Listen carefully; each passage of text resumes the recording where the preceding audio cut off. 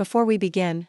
If you enjoy deep, emotional, real-life stories that stay with you long after they end, make sure you subscribe to the channel, turn on notifications, and become part of this growing community, because some stories aren't just meant to be heard, they're meant to be felt. My name is Claire. I'm 41 years old, and I live in a quiet house just outside Portland, Oregon. It's not the kind of house that turns heads when people drive by.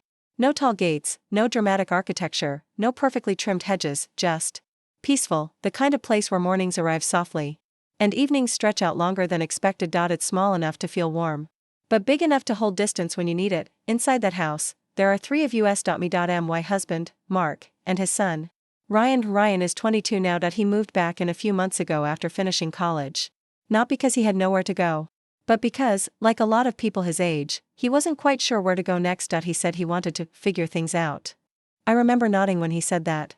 Like I understood, but the truth is, I didn't fully understand what that meant for him. Not yet. Ryan has always been easy to live with, quiet, but not cold, polite, but not distant, the kind of person who doesn't demand space, but somehow still occupies it in a meaningful way. We didn't talk much, not deeply, anyway, mostly small conversations, passing each other in the hallway, sharing short moments in the kitchen, occasional dinners where words were exchanged, but never lingered, and yet there was always something calm between us, something unspoken, like we both understood boundaries without ever needing to define them. That Sunday started like any other, but it didn't feel like any other. From the moment I woke up, something felt off, not wrong, just different. The sky outside was covered in a soft gray blanket.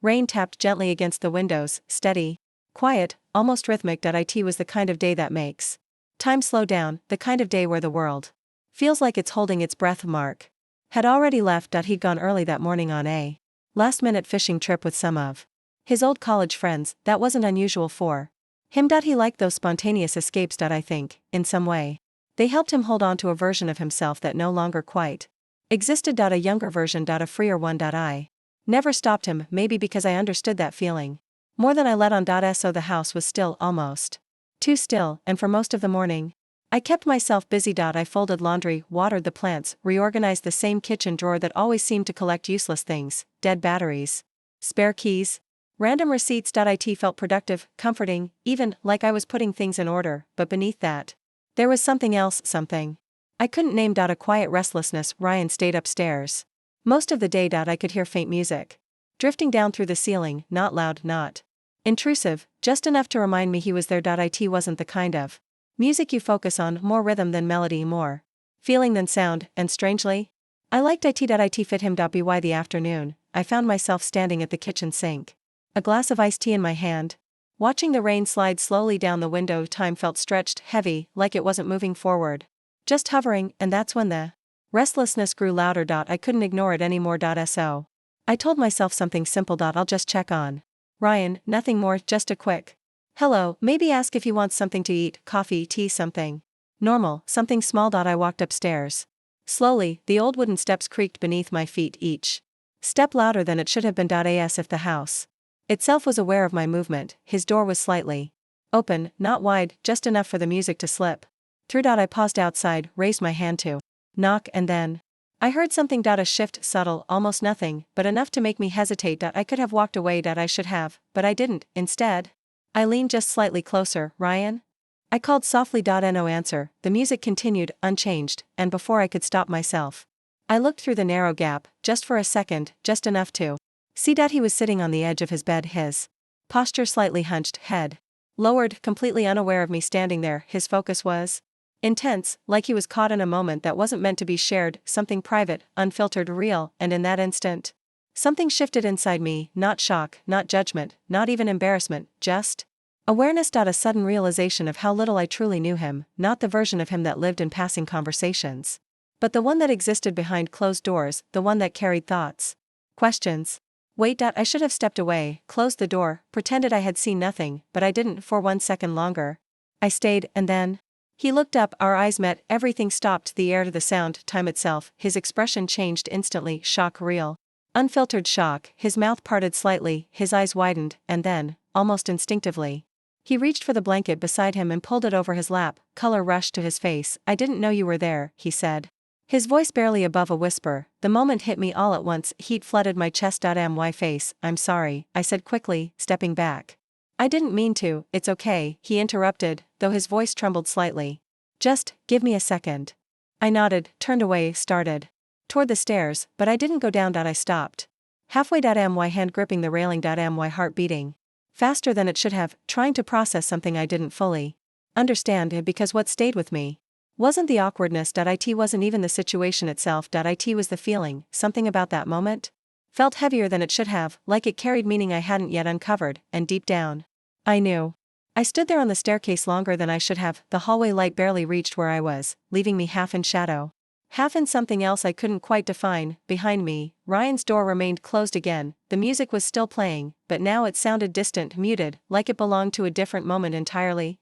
A version of the day that had already slipped out of reach. I told myself to move. To go downstairs. To return to something normal, the kitchen, the dishes, the quiet routine I had been holding on to all morning, but my body didn't listen, because my mind was still back in that room, still replaying that brief, accidental moment, the look on his face, the way his voice had shifted, the way everything had paused. As if the world itself had noticed something neither of us was ready to understand, and the strangest part? It wasn't embarrassment that lingered. It wasn't even discomfort. It was something softer, something quieter, something human. A kind of tenderness, not toward what I had seen, but toward him, toward the vulnerability of it, the rawness of a moment he thought belonged only to himself. A moment without walls, without roles, without expectations, and instead of recoiling from it, some part of me had leaned closer, not physically, but emotionally. Instinctively. As if I had brushed against something real, and didn't want to look away too quickly. The sound of the door opening behind me broke the silence, soft, careful. I turned. Ryan stood there, now fully dressed in a hoodie, his arms crossed loosely over his chest. His face was still slightly flushed, but calmer, more composed. He didn't look at me right away. His gaze hovered somewhere past my shoulder, like he was still catching up to what had just happened. I didn't think anyone was home, he said quietly. His voice had steadied, but there was still something underneath it, something fragile. I guess I just let my guard down. I shook my head quickly. I should have knocked, I replied. That was my fault. That got his attention. He glanced at me, just briefly, and in that short moment, his eyes looked heavier than usual, not tired, not exactly, just carrying something. It's not your fault, he said. You didn't do anything wrong. A pause. I just wasn't expecting anyone. He gave a small, breathless laugh, the kind that doesn't quite turn into a smile, and just like that, we were both standing in a space that didn't have a clear direction, not forward, not backward, just suspended. I'll give you some space, I said after a moment. I didn't mean to interrupt. I shifted slightly, ready to move, but before I could, he lifted his hand, not to stop me, just to pause the moment. Wait. The word was quiet, but it held weight. It's okay, he added quickly. Really? He exhaled softly. I've just been figuring stuff out lately. I nodded. Yeah, I said gently. I understand. And I did, maybe not exactly what he was going through, but the feeling behind it, the uncertainty, the quiet pressure of trying to become someone, without knowing who that someone is supposed to be. A silence followed, but this one felt different, less tense, more open. Then, unexpectedly, he smiled, just slightly. Do you remember last summer? He asked. I blinked. What about it? The bathroom door, he said, a hint of amusement creeping into his voice, and instantly, I knew. Oh my God, I groaned, covering my face with my hand. Please don't remind me of that. He laughed. A real laugh this time, light, unforced. I wasn't trying to walk in on you, he said quickly. Worst timing ever.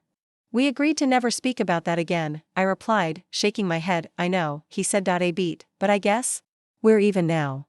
And just like that, the tension cracked, not completely, but enough. The air shifted, became lighter, more familiar. We were smiling, still slightly awkward, still aware, but no longer standing on opposite sides of something unspoken, and yet, beneath that moment of relief, there was something else. A quiet undercurrent, something subtle, but undeniable. He leaned back slightly against the doorframe, his arms still crossed, but now his posture was different, more open, more present, and he was looking at me differently, not just at me, but into me. There was a question in his eyes, not fully formed, not spoken, but there. I didn't answer it, because I didn't know how. I should probably let you rest, I said softly, but I didn't move, and neither did he. Instead, after a moment, he spoke again, more quietly this time. Have you ever felt like?